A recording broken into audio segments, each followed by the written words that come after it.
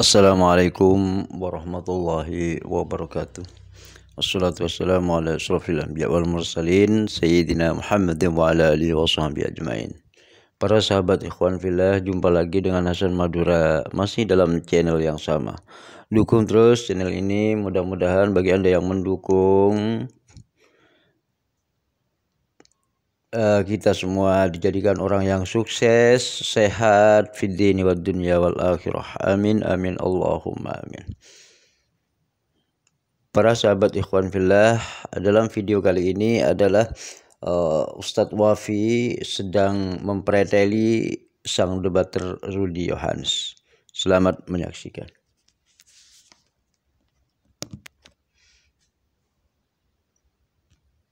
Ini contoh, Mas Rudi. Ketika Al-Quran tidak menceritakan secara detail, para ulama itu tidak tinggal diem, Mas Rudi. Ini saya cawang ya.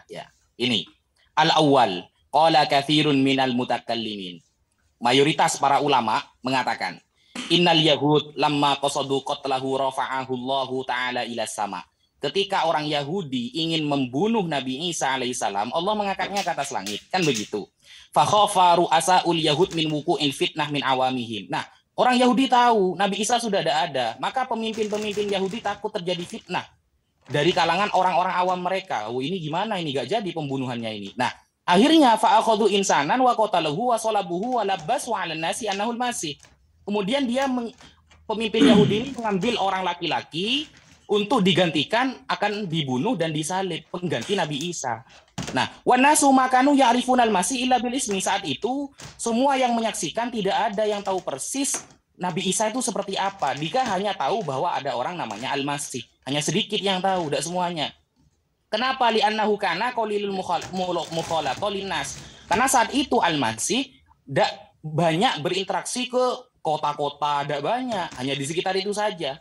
Wa bihadzat tariq zala su'al. Maka dari itu selesai pertanyaan. La yuqalu, tidak bisa dikatakan innan nasara yungkaluna an aslafihim annahum syahiduhu maktulan. Tidak bisa dikatakan orang Nasrani dari bapak kakek-kakeknya mereka langsung menyaksikan Isa itu dibunuh. Tidak ada itu sanadnya. Kenapa? Li'anna nakul. Para ulama mengatakan, inna tawaturon nasara yantahi ila aqwamin qalilin la yab'udu ittifaquhum 'alal ghidbi. Karena para ulama sudah mengecek, sudah bertanya kepada orang-orang Kristen, orang-orang Nasrani sendiri. Dan sanadnya hanya terputus kepada kaum yang sedikit yang mana mereka bisa jadi berbohong. Jadi para ulama kita mengecek. Sama seperti kasus nama Azhar tadi. Para ulama kita mengecek sanadnya. Siapa Jangan lupa sanadnya? pertanyaannya, tinggal 1 menit. Ya. Jadi ketika ditanyakan ini Azhar, ini namanya Torik. Jadi para ulama itu juga mengecek sanadnya sampai kemana. Toh andai kan nanti berbeda, itu tidak ada kaitannya sebenarnya dengan ayat Al-Qur'annya. Karena ayat Al-Quran ini coba menjelaskan ada Nabi Ibrahim, Nabi Sulaiman. Penafsiran ini, masalah nama itu berbeda. Itu selesai. Betul, Bang. Begitu. Bisa difaham nggih, Mas Rudy Yohannes? Begitu. Siap. Oke, untuk masalah ini selesai ya. Kita langsung ke session battle ya. Tadi kan udah satu-satu nih. Udah 2 session. Kita langsung masuk ke session battle. Antara berapa menit battle? Selama waktunya berapa ini enaknya untuk Ustadz Wafi dan Rudy? Jadi aku nggak menjawab. Battle itu TikTok. Enggak. Habis Wafi kan aku lagi. Enggak dong. Wafi ada melempar pertanyaan nggak tadi? Tadi melempar pertanyaan enggak kan? Jadi kalau nggak melempar pertanyaan nggak bicara aku. Jadi lawak-lawak kan di kuliah. Enggak, begini loh bro. Tadi kan pertama kan ente. Ya. Terus Ustadz Wafi, terus ente, terus Ustadz Wafi. Jelas dua kali. Yang pertama Ustadz Wafi. Yang pertama Ustadz Wafi langsung masuk ke battle. Masa Anda mau 3 kali, Ustadz Wafi baru 2 kali? Yang pertama Ustadz Wafi bertanya sama aku. Ku jawab. Sekarang aku bertanya tadi dijawabnya. Sekarang dia kan giliran dia bertanya tapi lupa dia. Jadi dia bicara terus. Giliran aku lagi bicara. Oh iya, Bang Rudy, kalau saya perhatikan dari awal tidak ada menit untuk sanggahan. Jadi kita dari awal memang nggak ada sanggahan, berarti langsung ke battle aja. Ke battle. Awal pertanyaan gitu Bang. Bertanya jawab aja kalau saya perhatikan. Bisa ku jelaskan Bible-ku misalnya biar lebih puas dia. Kenapa ini begini? Enakan di langsung di battle aja Bang. Iya betul. Oke lah. Selama 30 menit. Kalau begini kan kita agak yang satu sisi Anda nggak boleh menyatakan ini. Kalau battle silakan Anda mengungkapkan apapun, asal masih ada di etika diskusi. Siap. Saya yang nentuin semuanya. Terima kasih. Untuk itu semua netizen saudara yang ada di Zoom ini, kita akan memasuki season battle. Dan kalau bisa dipersiapkan pulpen buku untuk mencatat semua apa yang diungkapkan oleh dua narasumber kita.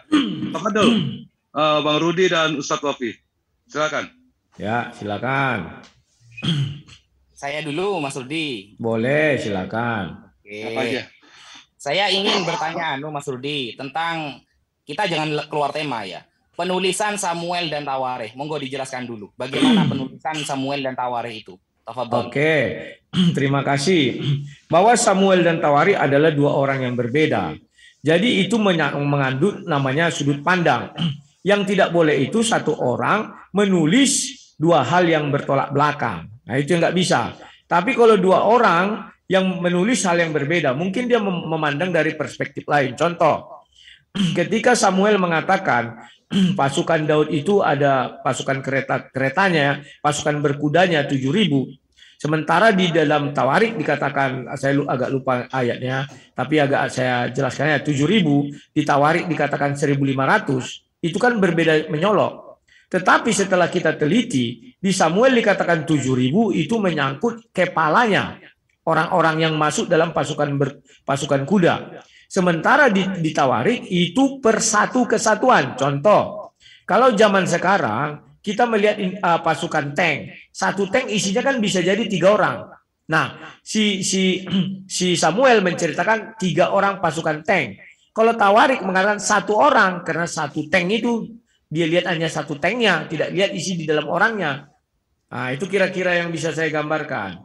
Silakan. Atau aku bisa bertanya langsung atau gimana? Enggak, tadi kan jenengan belum nunjukkan rujukannya.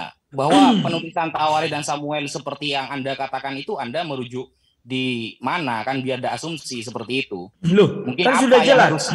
Mungkin apa yang harus saya baca, ini loh rujukannya, penulisan Tawarikh dan Samuel. Ya, kalau gitu kan enak. Kalau cuma dari pemikiran jenengan kan siapa saja bisa berpikir seperti itu, gampang sekali kan. Ya, tinggal dibaca aja apakah penulis Tawarikh itu adalah Samuel. Kan gampang. Artinya 2 orang yang berbeda, maka mereka memiliki 2. Sorry, siapa yang ketawa? Enggak, monggo terus. Ya, kita kalau bisa punya adab lah. Kita punya adab, kita ingin mengedukasi orang. Ketika kalian bicara, aku tak ada ketawa. Selu aja lah, nggak usah gusar sekali ya. Udah, stop. Udah, yang lainnya dia tolong di mute. Oke, lanjut. Ya, jadi kalau orang yang sama, ya bisa kamu minta rujukan. Tapi kalau orangnya berbeda, apakah Tawarikh itu adalah Samuel? Kan tidak. Jadi ada. Nah, Rudi Yohanes ini sebenarnya sedang muter-muter gitu loh.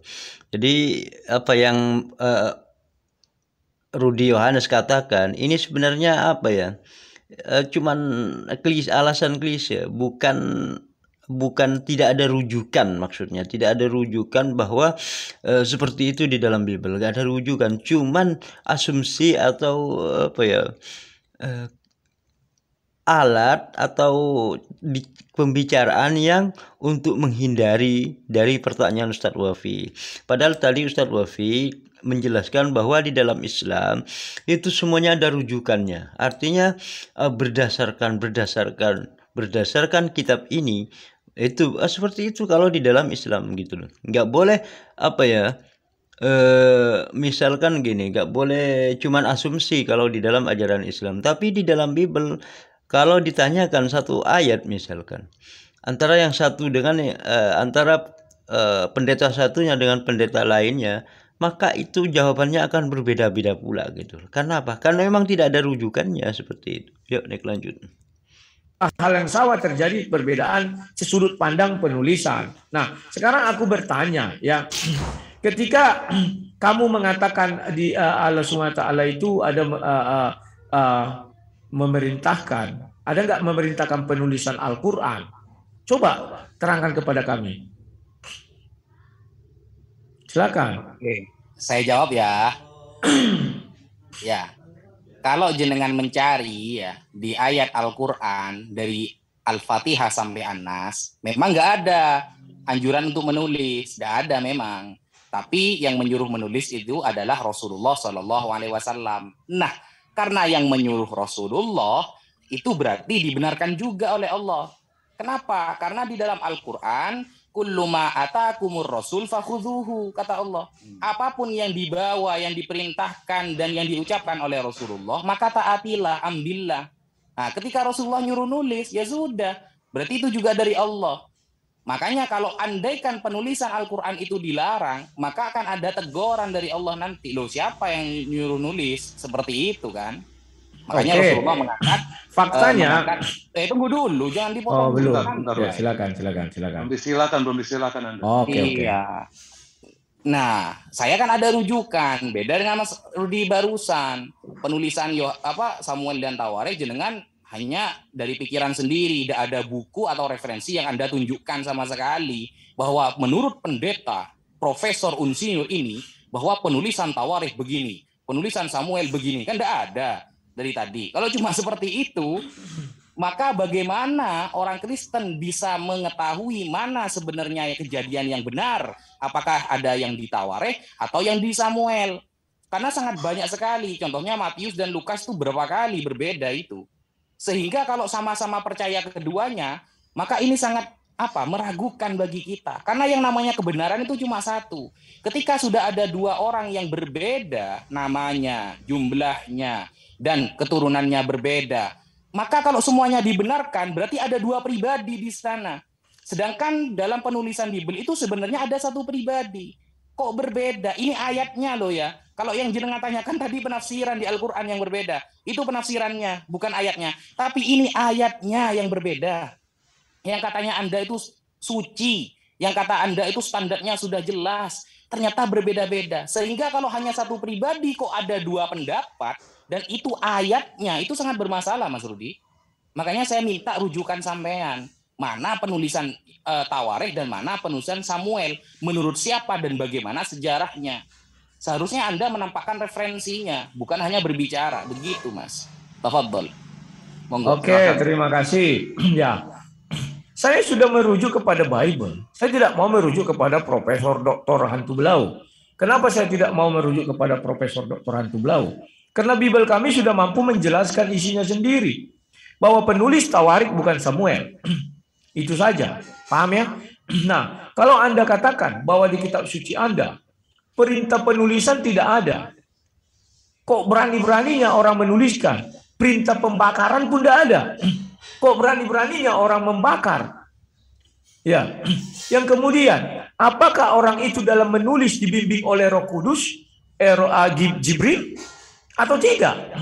Karena setelah Nabi wafat, barulah itu dibukukan. Bukan zaman Nabi masih hidup, jadi Al-Quran seperti Al-Quran yang kita baca sekarang. Dan apakah kalian yakin bahwa seluruh yang di dalam isi hati Nabi Muhammad sudah dituangkan ke dalam Al-Quran? Mana ayatnya yang mengatakan bahwa seluruh yang ada di dalam isi hati Nabi Muhammad sudah dituangkan dalam Al-Quran? Kemudian, siapa bilang di dalam Al-Quran sendiri tidak terdapat ayat-ayat yang kalau menurut kita baca dari bahasa Indonesianya bertentangan? Tapi saya tidak mau membahas itu. Karena itu ditulis oleh dalam satu kitab, dan kitab itu sendiri terdapat kalimat A mengatakan demikian, kalimat B mengatakan demikian. Nah, kenapa tadi saya bertanya mengenai penafsir itu? Karena memang seluruh tafsir Al-Quran bahwa Allah SWT kalah sama penafsir. Bahkan Nabi pun kalah. Bahkan yang kamu baca tadi mengenai Nabi Isa, coba buka tafsir Ibnu Katsir. Yang mau menyalibkan itu adalah Raja Damaskus. Dari mana orang itu tahu? Luar biasa. Makanya kita berbicara standar penulisan. Siapa yang menulis itu? Kenapa orang ini bisa mengatakan, oh itu Raja Damaskus? Sementara sejarah dunia mengatakan itu Romawi. Mana yang benar? Sejarah dunia atau Raja Damaskus ini tafsir itu? Kalau kita merujuk Al-Quran, terima kasih. Tadi kau sudah ngakui. Pernyataanmu sama dengan pernyataan doktor dari Malaysia, PhD. Dia bilang bahwa Al-Quran berisi kalam Allah yang disempurnakan, yang didetailkan oleh hadis. Jadi Nabi Muhammad menyempurnakan isi Al-Quran. Itu kata orang Malaysia itu. Kamu juga tadi mengatakan kalau tidak ada di Al-Quran, ada di hadis. Artinya apa? Al-Quran itu tidak sesempurna hadis. Hadislah yang lebih sempurna. Karena di dalam hadis terdapat Al-Quran. Sementara di dalam Al-Quran tidak terdapat hadis. Kan itu. Silakan kalau mau disanggah, mau dijawab, silakan. Ya. Silakan Ustaz Wafi. Bismillahirrahmanirrahim. Masalah kalau ketika Rasulullah sudah wafat, apakah sudah yakin bahwa yang ditulis, yang dikumpulkan itu sudah tertuang semua dari Rasulullah? Ya sudah yakin lah, bukan ayatnya ada kok. Contohnya kita buka di surah Al-Maidah ayat 67. Allah Subhanahu wa taala berfirman, "Ya ayyuhar rasulu balligh ma unzila ilaika mir rabbik." Wahai Rasul, wahai Nabi Muhammad, balligh, sampaikanlah ma unzila ilaika mir rabbik, apa yang diturunkan kepada kamu dari Allah. Wa illam taf'al fama ballaghta risalatah. Kalau satu saja tidak kamu sampaikan, berarti kamu sama dengan tidak menyampaikan sama sekali. Berarti selama Rasulullah hidup semuanya sudah dituangkan oleh Rasulullah sallallahu alaihi wasallam. Wallahu ya'simuka minan nas. Allah akan menjagamu dari kejahatan manusia. Innallaha la yahdil qaumal kafirin. Sesungguhnya Allah tidak akan memberi hidayah, petunjuk kepada orang-orang yang menentang Nabi Muhammad sallallahu alaihi wasallam. Jadi ayat surah Al-Maidah 67 menjawab pertanyaan Mas Rudi Yohanes bahwa bagaimana ketika Rasulullah sudah wafat, apakah yang dikumpulkan Al-Quran itu memang benar-benar sudah tertuang semua apa yang ada pada Nabi Muhammad? Surah Al-Maidah 67 sudah menjawabnya bahwa wa illam taf'al fama ballaghta risalatah. Kalau satu saja tidak kamu sampaikan Muhammad selama kamu hidup, maka kamu sama dengan tidak menyampaikannya sama sekali. Itu yang pertama. Kemudian yang kedua, kemudian bagaimana ketika hadis ini menjelaskan dengan Al-Quran? Berarti lebih lengkap hadis daripada Al-Quran. Loh, di Al-Quran sudah dijawab Mas Rodi. Ya. Surah An-Nahl ayat 44. Allah Subhanahu wa taala berfirman, "Wa anzalna ilaika dzikra litubayyina linnas." Dan Allah menurunkan Al-Quran litubayyina linnas, untuk menjelaskan kepada manusia manuzila ilaihim, apa yang diturunkan kepada kamu Muhammad untuk mereka. Ini menjelaskan, surah An-Nahl ayat 44 menjelaskan bahwa tugas hadis, wudhifatul hadis ya. Tugasnya hadis itu menjelaskan apa yang nuzila ilaihim. Al-Quran yang diturunkan kepada umat. Jadi tugasnya hadis itu menjelaskan ayatnya. Kenapa? Karena kita langsung ngambil ayat Al-Quran, jelas kita tidak akan paham. Kenapa? Karena hanya Rasulullah yang memahami apa maksud dari ayat tersebut. Makanya Rasulullah jelaskan, anzalna ilaika dzikra. Dijelaskan oleh Rasulullah, tujuannya litubayyina linnas, untuk menjelaskan kepada manusia manuzila ilaihim, apa yang ada di dalam Al-Quran untuk mereka. Begitu. Jadi bukan berarti Al-Quran hadis lebih lengkap daripada Al-Quran, tidak. Tugasnya hadis menjelaskan apa yang ada di Al-Quran, karena Al-Quran itu simpel, padat. Siapa yang bisa menjelaskan? Ahlinya. Makanya di surah Al-Anbiya ayat 7, fas'alu ahla dzikri in kuntum la ta'lamun. Bertanyalah kepada ahlu dzikri. Az-zikri maksudnya Al-Quran, kepada orang yang ahli Al-Quran kalau kamu tidak paham. Bukan buka terjemahan, apalagi tafsiran yang berbentuk terjemahan. Jadi Al-Quran tidak pernah menganjurkan kita untuk buka terjemahan kalau kita tidak tahu. Tapi bertanyalah kepada yang ahli Al-Quran. Seperti itu. Gitu Mas Rudi. Ya, sekarang tolong dibuka surah 19 ayat 56. Surah 19 ayat 56. Maryam 56 Ustaz. Oke. Ya. Monggo Mas Rudi. Di situ dijelaskan, ceritakanlah wahai Nabi Muhammad, katanya kan, kisah Nabi Idris. Sampai botak kepalaku mencari dalam Al-Quran, yang terdapat di dalam Al-Quran, katanya. Saya tak temukan kisah Nabi Idris tuh. Sementara kamu tadi berkata bahwa seluruh yang ada di dalam hati Nabi Muhammad sudah dituliskan di dalam Al-Quran. Kisah Nabi Idris tidak ada. Malah kisah Nabi Idris lebih lengkap di Wikipedia. Apakah Nabi Muhammad bercerita kepada Wikipedia? Mohon jangan ketawa. Terus. Lanjut Mas Rodi. Iya, slow lah. Aduh, kalian ini aku tidak pernah ketawa, tapi aku diam aja ya. Slow lah, nggak pala seperti itu kali kita. Ya, silakan kalian cari. Mau kemana kalian mencari? Yang kemudian, tolong dibuka surah 19 ayat 16. Sudah? Monggo. Nah, di surah 19 ayat 16, surah Maryam, jelas di situ dikatakan apa?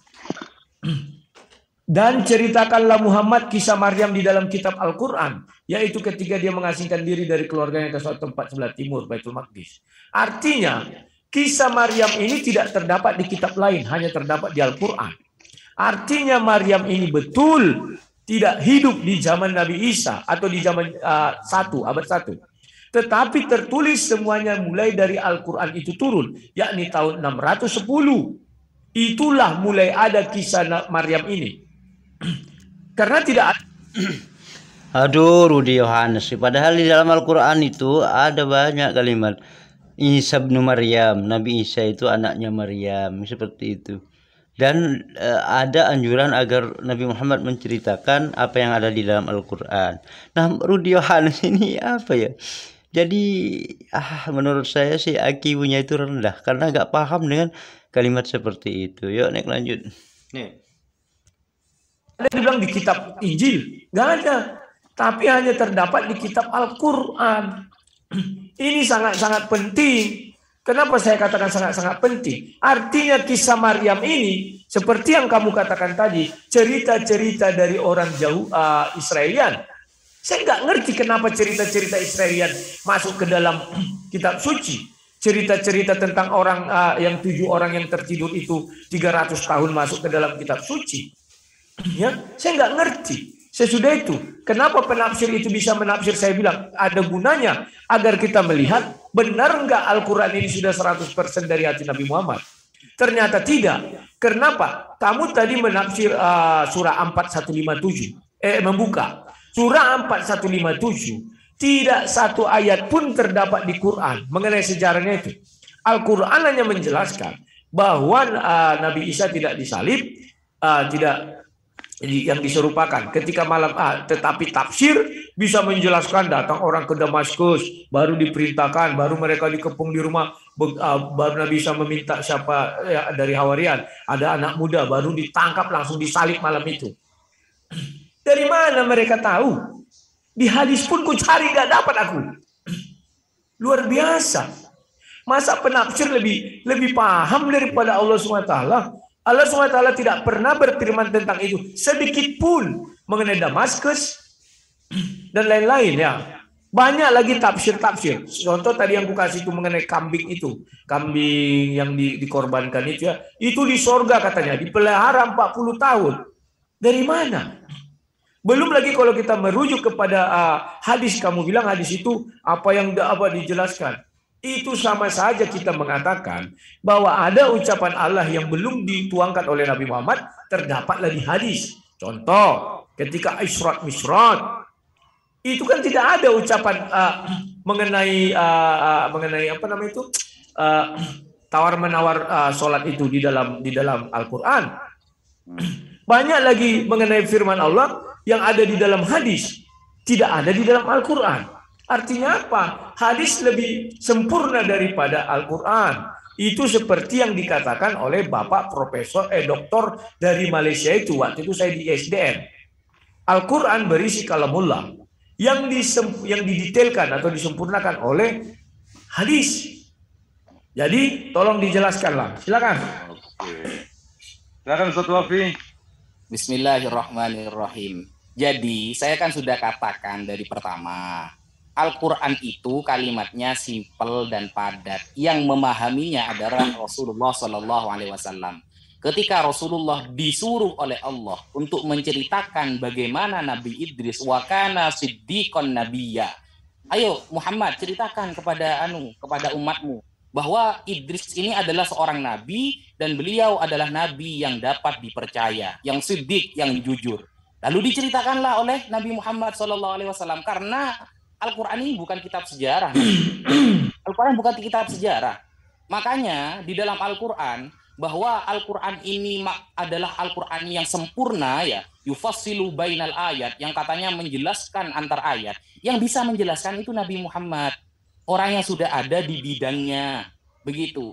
Sehingga kalau cerita-cerita pada intinya ya, cerita-cerita tentang Israiliyah diceritakan hanya dengan simpel oleh Allah Subhanahu wa taala, Karena Al-Quran ini bukan memuat cerita sejarah. Bukan. Makanya ketika jenengan mengatakan bahwa Bible itu sudah lengkap, oh tidak, sama sekali tidak lengkap. Buktinya keturunan Yesus, ya Yesus sendiri keturunannya sampai ke Nabi Adam tidak disebutkan dalam Bible, kan begitu. Dan Yesus ini sebagai Tuhan bagaimana saja ayatnya saling bertentangan. Nah, maka saya bisa balik bertanya sekarang, ini kan sesi battle.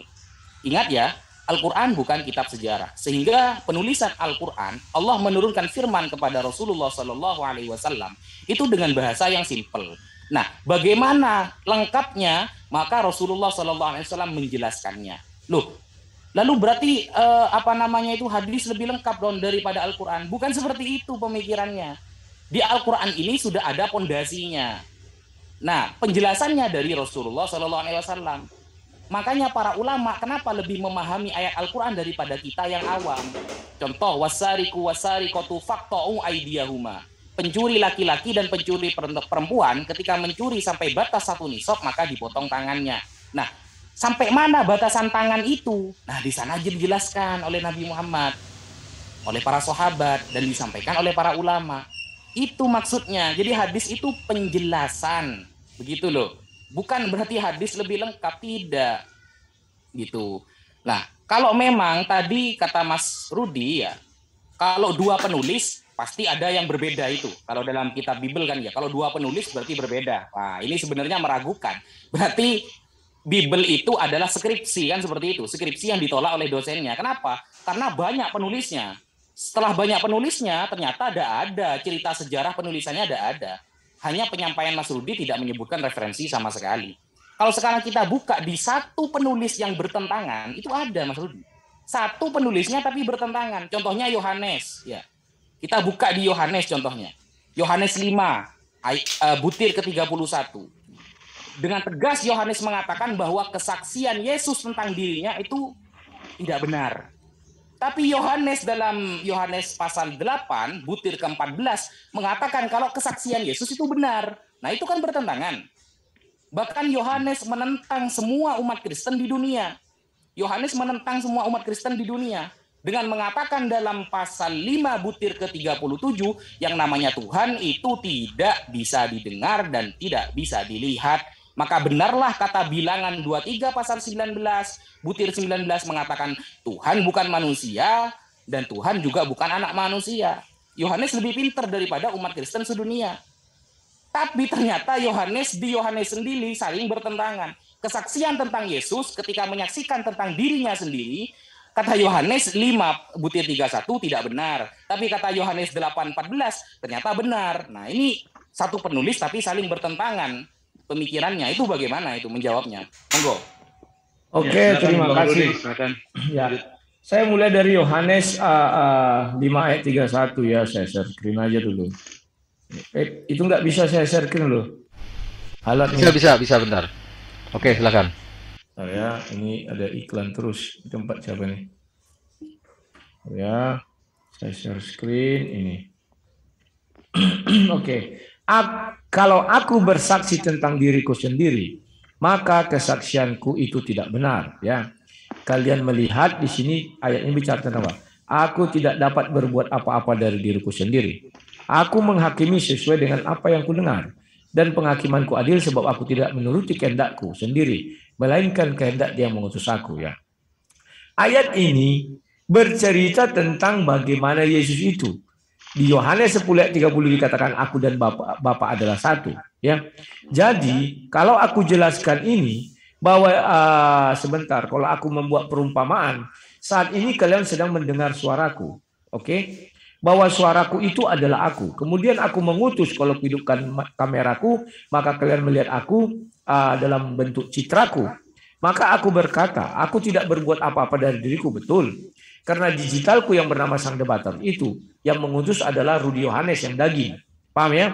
Maka dibilang kalau aku bersaksi tentang diriku sendiri, maka kesaksianku itu tidak benar. Jadi kalau aku mengatakan, aku ini adalah misalnya seorang profesor, mana ada yang percaya? Oke, paham sampai situ ya? Kemudian ada lain yang bersaksi tentang aku dan aku tahu bahwa kesaksian yang diberikannya tentang aku adalah benar. Contoh yang bersaksi di sini adalah Yohanes. Yohanes di Yohanes 1 dijelaskan kesaksian Yohanes itu tentang Yesus, ya, dia sudah ada di antara kita, tapi kita tidak mengenalnya katanya, dan sebagainya. Kemudian kamu katakan Yohanes 8. Kita balik ke Yohanes 8 ya. Sebentar. Ini yang bisa kutulis ya. Ayat ke-14. Jawab Yesus kepada mereka, biarpun aku bersaksi tentang diriku sendiri, namun kesaksianku itu benar. Sebab aku tahu dari mana aku datang. Nah, ini kesaksian tentang dari mana aku datang. Paham ya? Contoh, tadi aku bilang kalau aku profesor, itu profesor kan harus diuji. Benar nggak dia lulusan Universitas A, Universitas B, Universitas C. Tetapi kalau aku bilang, aku bersaksi bahwa aku datang dari Duri, tempat aku ya. Artinya, aku tidak butuh dua orang bersaksi tentang kedatanganku bahwa aku berasal dari Batak lah misalnya. Kenapa? Karena logatku aja orang sudah tahu. Oh iya, ini dari Batak ini, misalnya gitu ya. Dan kemana aku pergi? Nah, kemana aku pergi hanya aku yang tahu. Karena aku yang menentukan jalanku kemana. Pahami konteksnya yang pertama tentang penghakiman yang tadi itu ya. Sekarang tentang dari mana dan kemana aku datang dan kemana aku pergi. Jadi tidak ada yang bertentangan konteksnya aja.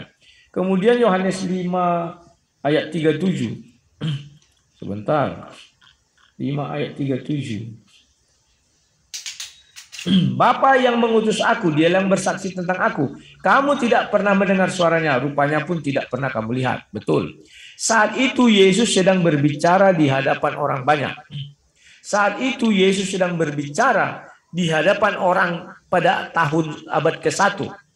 Bedakan dengan kalau Adam yang berbicara. Adam melihat Bapa di sorga kok. Kenapa dia melihat?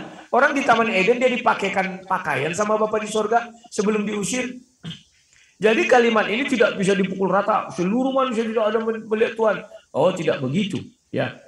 Nah, mendengar suaranya pun tidak pernah kamu lihat. Kan kamu katanya.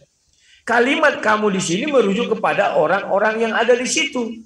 Tetapi si Musa pernah mendengar suara Tuhan. Abraham pun pernah mendengar suara Tuhan. Elia pun pernah mendengar suara Tuhan. Bahkan orang-orang ketika Yesus dibaptis pun pernah mendengar suara Tuhan. Tetapi saat Yesus berada di tengah-tengah orang ini tidak pernah mendengar suara Tuhan. Kemudian kita masuk ke Bilangan 23. Berarti Yesus bukan Tuhan dong. Kalau orang di depan Yesus gak pernah melihat Tuhan. 23 ayatnya yang ke-19. Nah ini. Allah bukanlah manusia sehingga ia berdusta. Betul. Allah itu tidak seperti manusia sehingga dia berdusta. Allah tidak pernah berdusta. Itu maksudnya. Dia bukan anak manusia yang bisa berdusta. Kalian memonggal ayatnya menjadi Allah bukan manusia. Wah, berarti Yesus itu bukan Tuhan sehingga dia berdusta. Bukan anak manusia. Bukan begitu kalimat ini. Allah bukan manusia sehingga dia berdusta. Bahwa Tuhan tidak pernah berdusta. Bukan anak manusia dia. Jadi yang berdusta itu hanyalah anak manusia. Semoga kalian paham. Oke. Nah, sekarang kamu tadi menjelaskan stop. Kok nggak bisa? Oh ya, stop. Sekarang saya buka dulu ini kisah. Kamu bilang Al-Quran bukan kisah sejarah. Siapa bilang? Di dalam Al-Quran ada itu sejarah. Sejarah Musa, sejarah Nuh, hanya tidak lengkap. Jangan kalian tiadakan sejarah-sejarah ada di situ kok. Kemudian kamu mengatakan surah 19 ayat 56. Nabi Muhammad menceritakan, wah, kisah Nabi Idris. Sudah jelas ayat itu mengatakan, ceritakanlah kisah Nabi Idris yang terdapat di dalam Al-Quran. Dari mana Nabi Muhammad mendapatnya? Di Al-Quran aja tidak ada. Paham nggak kau? Kamu bilang itu diucapkan dengan bahasa yang gampang dimengerti. Kalau memang gampang dimengerti, bagaimana kau bisa mengertikan ini? Sebentar, aku bukakan dulu. Ini nih. Ya, surah Maryam ayat 56. Dan ceritakanlah Muhammad kisah Idris dalam kitab Al-Quran. Sementara kau bilang Nabi Muhammad menceritakan bahwa Nabi Idris itu adalah penjahit pertama, penulis pertama yang menunggangi kuda, misalnya begitu kan, seperti Wikipedia dan cerita-cerita video-video Islam. Dari mana cerita itu? Di Al-Quran tidak ada dia menunggang kuda. Di Al-Quran tidak ada dia menulis. Di Al-Quran tidak ada dia menjahit. Ini bahasa Indonesia sederhana loh. Kau bilang gampang dimengerti. Oke, sekarang aku masukkan lagi Maryam 16 itu. 16. Sudah jelas ini juga dikatakan. Ceritakanlah Muhammad kisah Maryam yang di dalam kitab Al-Quran. Maryam tidak pernah hidup di kitab Injil. Maryam hidup di kitab Al-Quran. Tertulis di Al-Quran. Artinya apa? Bahwa betul Nabi Isa berada di tahun 610, keberadaannya sampai 633. Kalau ibunya saja terdapat di Al-Quran, tidak mungkin anaknya terdapat di Injil. Kan di situ letaknya. Bagaimana kamu mau mengatakan, oh enggak, dia itu maksudnya di Al-Quran begini, begini. Makanya aku bilang, banyak yang di dalam isi Nabi Muhammad yang belum tertuang di dalam Al-Quran ini. Kenapa? Karena saya percaya bahwa kisah Maryam ini selengkapnya ada di dalam Al-Quran yang sesungguhnya Al-Quran. Itulah yang disanubari Nabi Muhammad. Dan kisah Nabi Idris yang sesungguhnya juga ada di dalam Al-Quran yang di dalam hati sanubari Nabi Muhammad. Bukan di Al-Quran yang kamu pegang sekarang. Gak lengkap. Belum semua itu yang di dalam hati Nabi bisa sudah dituangkan di dalam Al-Quran yang kamu pegang sekarang berupa buku. Tidak semua. Jangan dipaksakan. Ya. Kemudian, kamu tadi mengatakan bahwa Al-Quran itu, kalau tidak ada di Al-Quran misalnya kan orang sulit mengerti. Maka dijelaskan di hadis. Hadis datangnya belakangan. Mungkin ratusan tahun kemudian. Kenapa hadis datangnya tidak berbarengan dengan Al-Quran? Orang ditulisnya Al-Quran juga berapa ratus tahun setelah Nabi wafat misalnya. Ya berbarengan aja hadis. Dan hebatnya hadis ini, kalau kita lihat di dalam berbagai hadis, memang hadis lebih lengkap ayat Al-Quran, firman Tuhannya. Apa yang tidak terdapat di dalam Al-Quran, firman Tuhan, ada di hadis. Itu nggak bisa kalian sangkal. Artinya yang di dalam Al-Quran belum lengkap. Kecuali kalian keluarkan semua firman Tuhan yang di dalam hadis, pindahkan ke Al-Quran itu baru itu lengkap. Terima kasih, silakan. Ya, silakan Ustaz Wafi.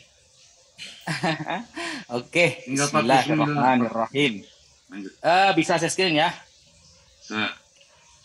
Tentang surah Maryam, bahwa Rasulullah Shallallahu Alaihi Wasallam disuruh menceritakan tentang Maryam. Kan ini ayatnya. Wadhkur fil kitabi Maryam idzin tabadat min ahliha makanan syarqiyya. Ceritakanlah wahai Muhammad tentang kisah Maryam dan keluarganya ya, ketika mereka berpindah tempat, ketika itu berada di Baitul Maqdis ya, di Baitul Muqaddas.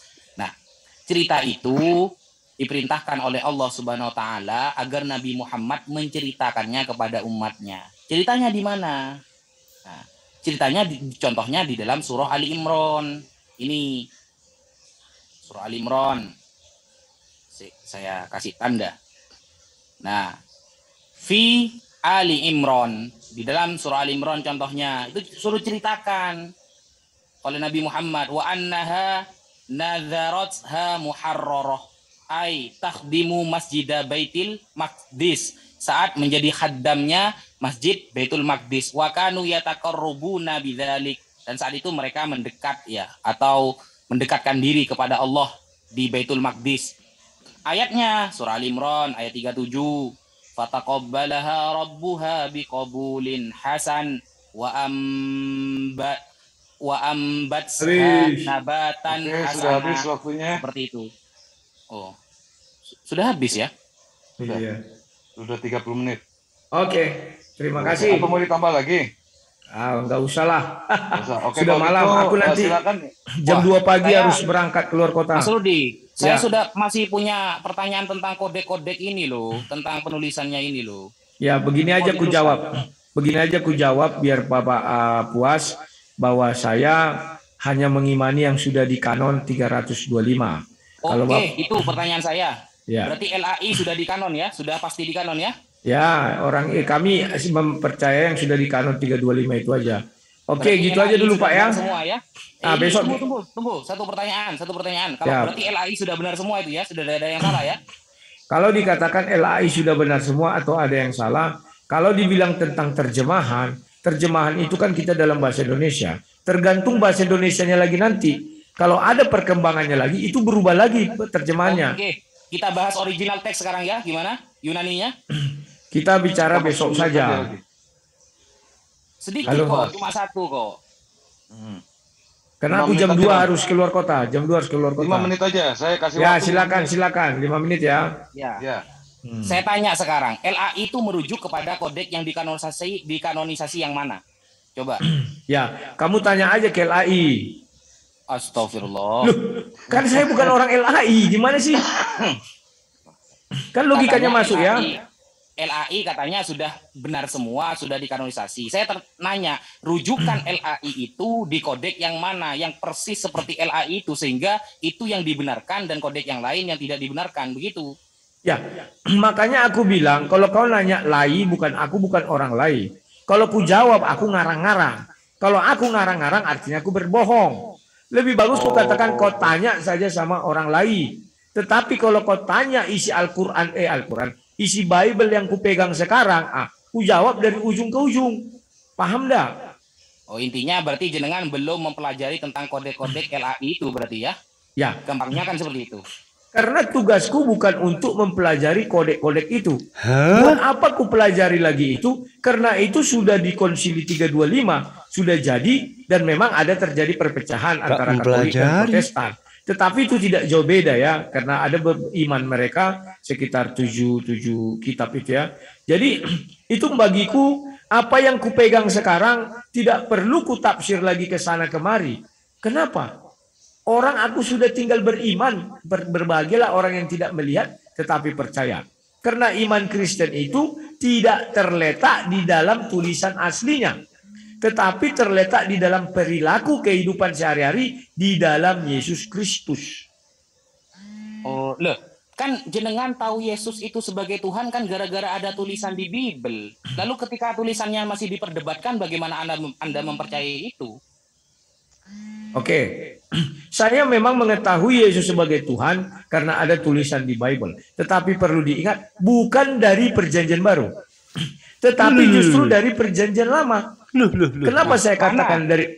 Mana Kenapa? ayat yang mengatakan di Perjanjian Lama bahwa Tuhan akan dilahirkan? Mana ayatnya? Monggo ditampilkan. Oke, saya tidak mengatakan Tuhan akan dilahirkan, tetapi Yesaya 55 ayat 11 mengatakan bahwa dia mengutus firman-Nya ke dalam dunia dan kembali kepadanya dengan tidak sia-sia.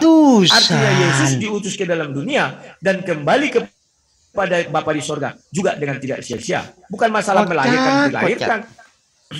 Kita cek ya, ayat itu benar apa tidak di Perjanjian Lama. Gimana kalau kita bahas kodeknya? Gimana? Ya, kamu mau bahas kodek, silakan saya bilang. Tetapi saya sudah berpegang teguh terhadap kitab yang saya pegang sekarang. Paham tidak maksudnya? Kan gini Mas, jenengan percaya bahwa Yesus itu ada nubuatannya di di PL. Nah, bagaimana Anda bisa percaya bahwa ayat itu beneran ada? Ternyata kalau kita lihat terjemahan itu dari mana pengambilannya? Contoh LAI mengambil ya Perjanjian Barunya itu dari Textus Receptus umpamanya. Ternyata dilihat di Textusnya ada yang hilang.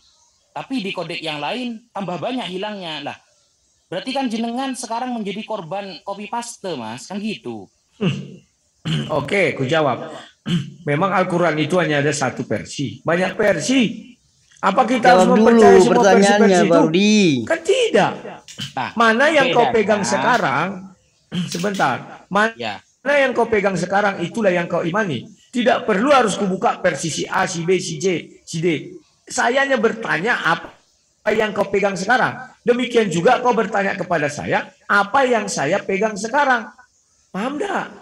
Nah, bedanya Mas, kalau Al-Quran itu ada istilahnya ilmu qiraah sab'ah. Rasulullah sudah bersabda, unzilal Quran ala sab'ati ahrufin. Quran itu diturunkan menggunakan 7 dialek. Dan itu menggunakan sanad perantaian periwayatan yang ketat. Sehingga kalau saya membaca sesuai dengan riwayat Asim biriwayati Hafs, itu ada sanadnya sampai kepada Rasulullah. Orang-orang yang membaca dengan riwayat Nafi contohnya ya, atau Ibnu Katsir, atau Ibnu Umar, atau Hamzah, itu juga memiliki sanad kepada sahabat Abdullah bin Mas'ud, sahabat Abdullah bin Mas'ud kepada Rasulullah. Sedangkan Bible, Mas, sedangkan Bible ya, Kalau dilihat dari kodeknya tidak ketemu, maka dari mana munculnya ayat itu? Kan begitu, Mas. Oke, sekarang kau mengatakan itu di dalam ajaran Islam. Allah berkata apa? Al-Quran diturunkan dalam satu bahasa Arab yang bisa dimengerti. Sekarang kau bilang ada 7. Jadi mana yang benar? Hadis atau Al-Quran? Maka kalau saya buka nanti sama kamu, hadis itu sering melawan isi Al-Quran. Biar kamu tahu. Kita bahas ayatnya saja dulu, tidak usah lari ke hadis. Kita Al-Quran, VS Bible dulu, penulisannya dulu.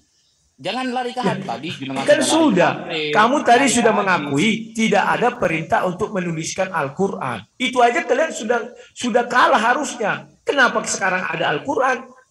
Tema kan kita dari situ itu penulisan kitab suci, maka Anda harus fokus ke ayatnya, bukan lari ke tafsir ke hadis. Makanya dari tadi saya membahas ayat di Bible.